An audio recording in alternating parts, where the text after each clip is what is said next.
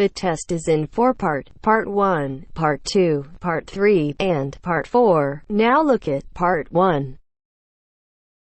Part 1. You'll hear two friends planning an event. First, you have some time to look at questions 1 to 6.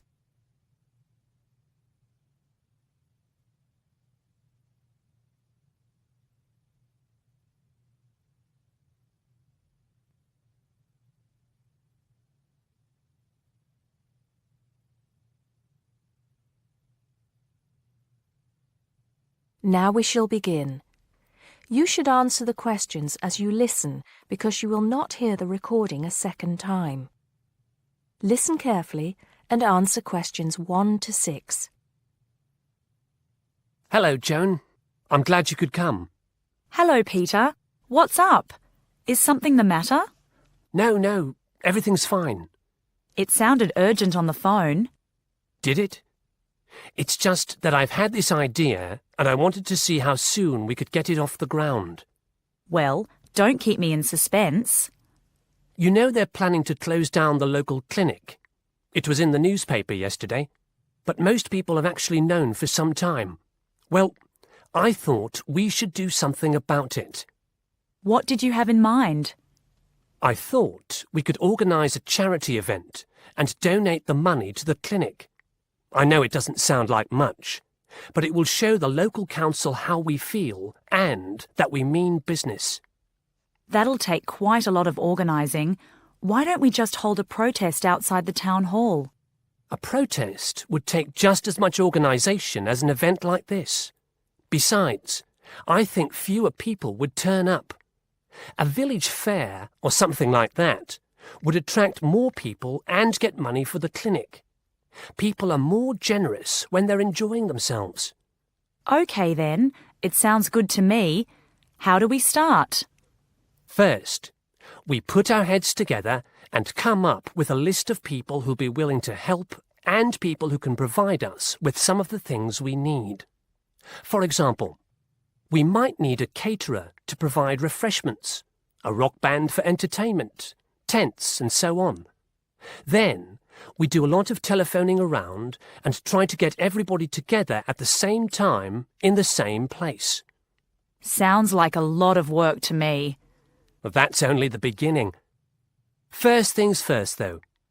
Let's decide now on who to get to the initial meeting and where and when to hold it. Fine. Well, the village hall would be the best place to have the meeting. It's not as big as the youth club, but it's warmer. There'll be no problem getting permission to use it, but I suppose it depends on how many people we invite. We don't want too many, otherwise the meeting will go on too long and nothing will get decided. But the village hall is a good idea. It's more official than having it in someone's living room. How many? 6 or 8 people to start with? 10 at the most? OK, now we have to decide on a suitable day and time. Suitable to everybody, I mean. A Saturday or Sunday would seem to be the best choice because people aren't at work on those days. But they may not like the idea of giving up a part of their weekend for a meeting. Unless we persuade them it's for a good cause, or that it's to their advantage, and that it'll all be a lot of fun. We'll provide refreshments, of course. What if some don't want to give up their weekend? Then we'll give them an alternative. Say, one evening in the week after everybody's finished work. We'll see which is the most acceptable to them. Then book the hall. I can do the refreshments for the meeting. I'll get Darren and Maggie to help me. I'm sure they'll be more than willing. Before you hear the rest of the conversation, you have some time to look at questions 7 to 10.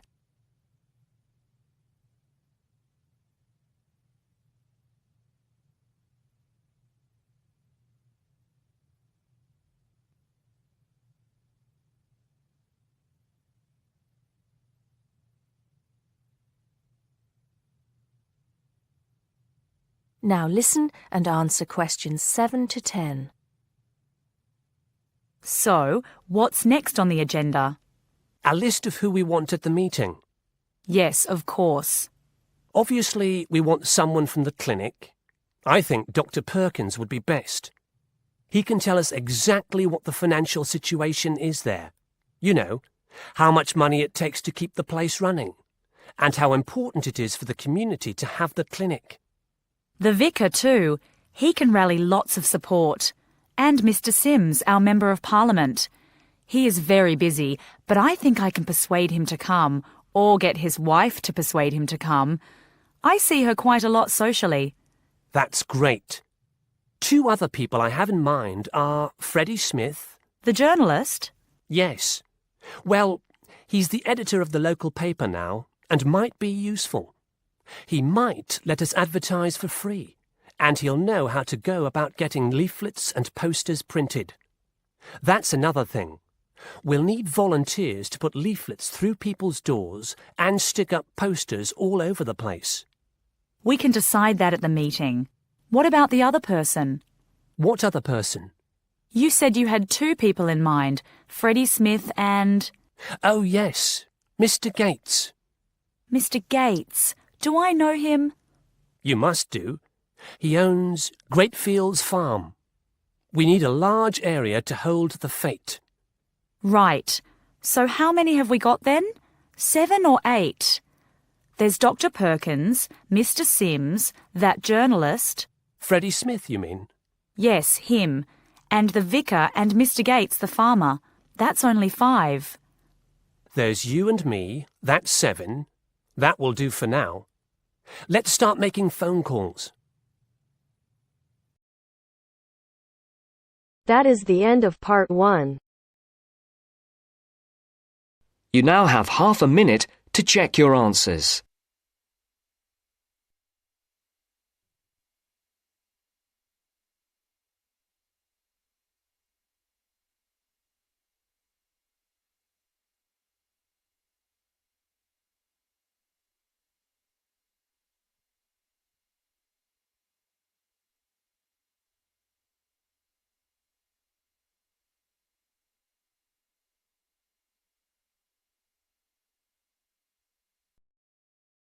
Now turns to part 2. Part 2. You will hear a recorded message giving information about an area where tourists can visit to taste local food. First, you will have some time to look at questions 11 to 13.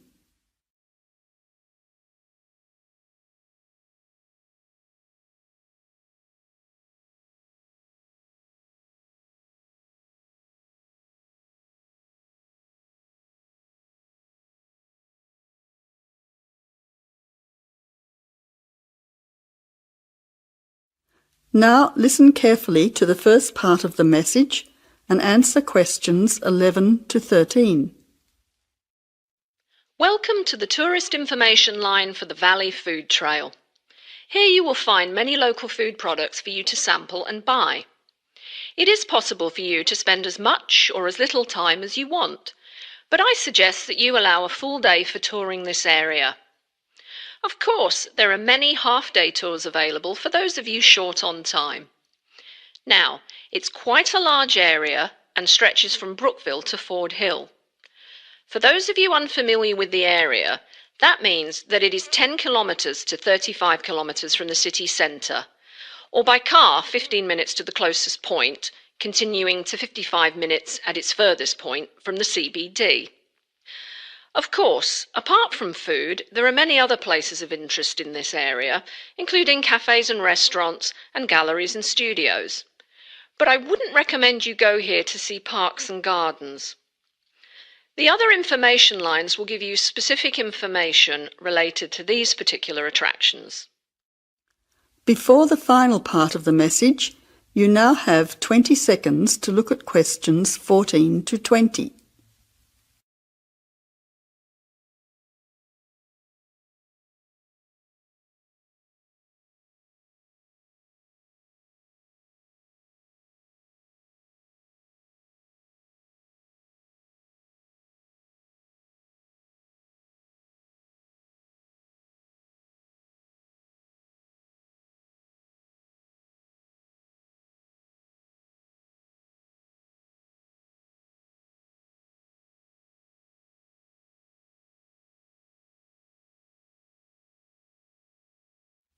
Now answer questions 14 to 20. But let's go back to food. If we begin in Brookville and head north towards Upper Valley in a clockwise direction, passing West Valley on West Road, we cross over Coast Road to come to our first place of interest, Magic Coffee. This is not to be confused with the coffee house, situated opposite on the other side of the valley on the railway line. Magic Coffee is next to the chocolate company, which is on the corner. Just past the ice cream shop on the corner of John Street is the fresh produce shop. A little further north we have reached Ford Hill, where we can start our drive southwards along Great Northern Highway following the railway line. First, we come to the organic market near the corner of Memorial Avenue, and then to Olive Farm opposite Olive Road. Just before we come to the next street crossing, we see the Honey Pot, which is practically opposite the coffee house. There is another chocolate company which sells nougat as well, just nearby.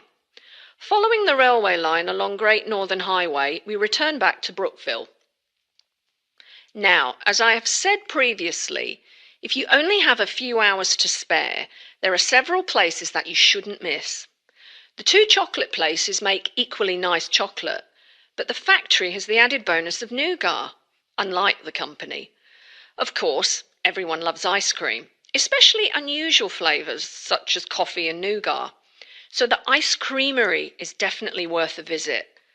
And while the coffee house sells expertly made hot drinks, including hot chocolate, I think your time would be better spent sampling the many products on offer at the organic market. Well, I hope you enjoy your time visiting the Valley Food Trail and enjoy all the wonderful local foods on offer.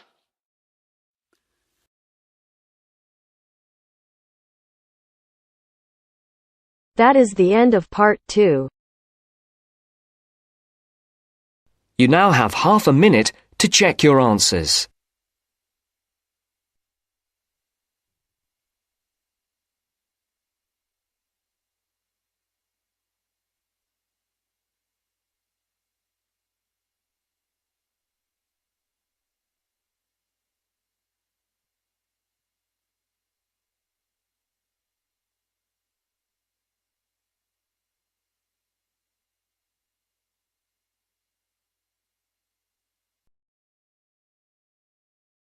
Now turns to part 3. Part 3. You'll hear two university students discussing a social science lecture they attended. First, you have some time to look at questions 21 to 24.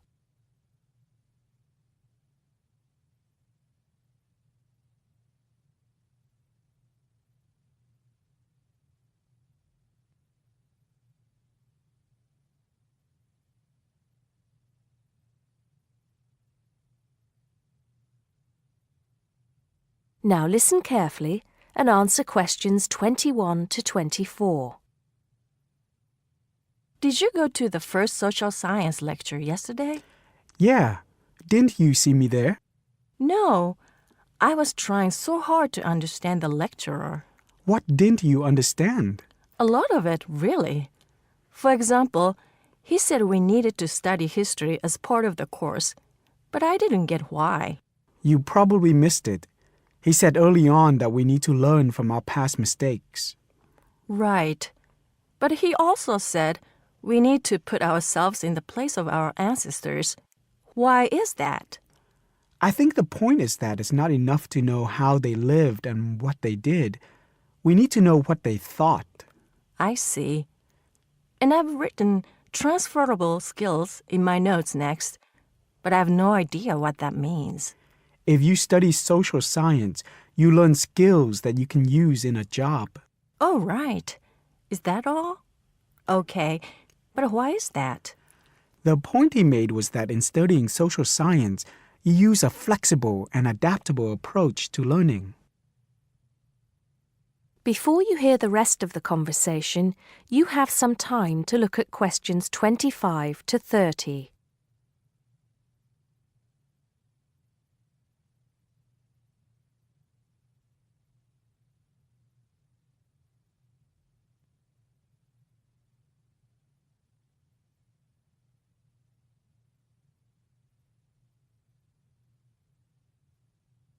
Now listen and answer questions 25 to 30. He also kept mentioning all the other subjects we will need to study as part of the course. I didn't write them all down, did you? Some of them. I think I can make sense of my notes. The first one was anthropology, which he said would cover prehistory and archaeology as well. Okay. Then there's economics. I wrote down that this was not meant to mean that we will spend all our time looking at economic theory, but more that we need to see how humans behave. That's good. I don't think I could handle economic theory. He said something about education too, didn't he? Yeah. He said we'll be looking at how cultural information is handed down from one generation to the next through teaching children. He said we'd be focusing on geography too, but I can't really remember which aspects. Can you? I noted it down, I think. Here we are, yes, particularly in relation to urban planning. It's law that I got confused about. I didn't understand why he linked that to economics. I think he meant that laws affect the way wealth is distributed. That makes sense. Now, what are the science wars? Okay, I did get that. The science wars are about how social science collects information. In sociology and social work, and in social science generally, they can only study patterns of behavior and observe. If you compare that to the way scientists work in physics or chemistry, it's very different because they use specific experiments that can be tested and which give concrete answers. Social studies is often accused of being unscientific. That's all. Okay. But it still looks like a good course, doesn't it? You don't have any regrets, do you? None at all. I'm looking forward to it. That is the end of part 3. You now have half a minute to check your answers.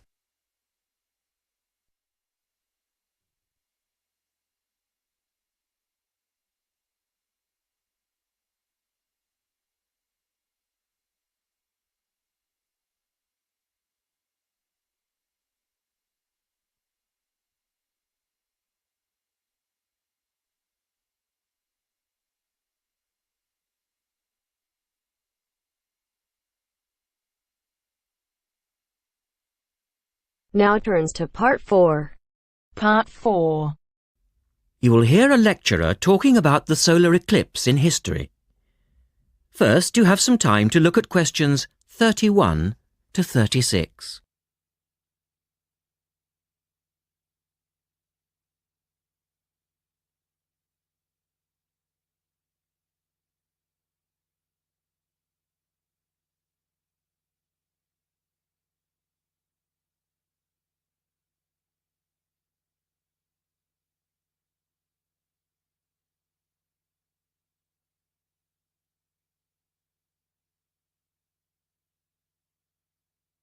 Now listen carefully and answer questions 31 to 36.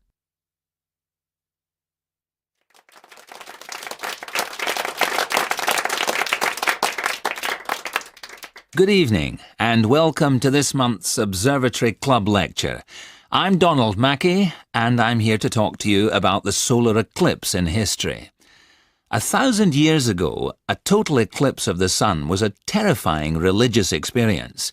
But these days, an eclipse is more likely to be viewed as a tourist attraction than as a scientific or spiritual event.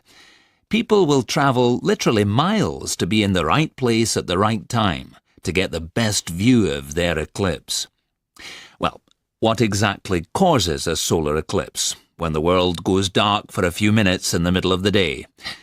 Scientifically speaking, the dark spot itself is easy to explain. It's the shadow of the moon streaking across the Earth. This happens every year or two, each time along a different, and to all intents and purposes, a seemingly random piece of the globe. In the past, People often interpreted an eclipse as a danger signal heralding disaster, and in fact the Chinese were so disturbed by these events that they included among their gods one whose job it was to prevent eclipses. But whether or not you're superstitious or take a purely scientific view, our earthly eclipses are special in three ways. Firstly, there can be no doubt that they're very beautiful. It's as if a deep blue curtain had fallen over the daytime sky as the sun becomes a black void surrounded by the glow of its outer atmosphere. But beyond this, total eclipses possess a second, more compelling beauty in the eyes of us scientists, for they offer a unique opportunity for research. Only during an eclipse can we study the corona and other dim things that are normally lost in the sun's glare. And thirdly, they are rare. Even though an eclipse of the sun occurs somewhere on Earth every year or two, if you sit in your garden and wait, it will take 375 years on average for one to come to you. If the moon were any larger, eclipses would become a monthly bore. If it were smaller, they simply would not be possible. The ancient Babylonian priests, who spent a fair bit of time staring at the sky, had already noted that there was an 18-year pattern in their occurrence, but they didn't have the mathematics to predict an eclipse accurately. In the second part, the speaker talks about a number of scientists. Look at questions 37 to 40.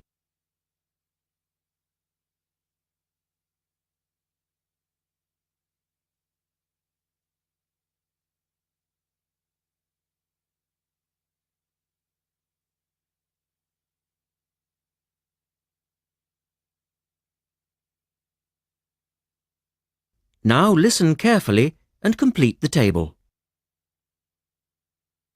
It was Edmund Halley, the English astronomer, who knew his maths well enough to predict the return of the comet, which incidentally bears his name, and in 1715 he became the first person to make an accurate eclipse prediction. This brought eclipses firmly into the scientific domain, and they've since allowed a number of important scientific discoveries to be made. For instance, in the eclipse of 1868, two scientists, Janssen and Lockyer, were observing the sun's atmosphere, and it was these observations that ultimately led to the discovery of a new element. They named the element helium, after the Greek god of the sun. This was a major find, because helium turned out to be the most common element in the universe after hydrogen. Another great triumph involved Mercury. I'll just put that up on the board for you now. See, there's Mercury, the planet closest to the sun, then Venus, Earth, etc. For centuries, scientists had been unable to understand why Mercury appeared to rotate faster than it should. Some astronomers suggested that there might be an undiscovered planet causing this unusual orbit, and even gave it the name Vulcan. During the eclipse of 1878, an American astronomer, James Watson, thought he'd spotted this so-called lost planet. But, alas for him, he was later obliged to admit that he'd been wrong about Vulcan and withdrew his claim. Then Albert Einstein came on the scene. Einstein suggested that, rather than being wrong about the number of planets, astronomers were actually wrong about gravity. Einstein's theory of relativity, for which he's so famous, disagreed with Newton's law of gravity in just the right way to explain Mercury's odd orbit. He also realized that a definitive test would be possible during the total eclipse of 1919, and this is indeed when his theory was finally proved correct. So there you have several examples of how eclipses have helped to increase our understanding of the universe. And now let's move on to the social aspects, and I think you'll find... That is the end of part 4. You now have half a minute to check your answers.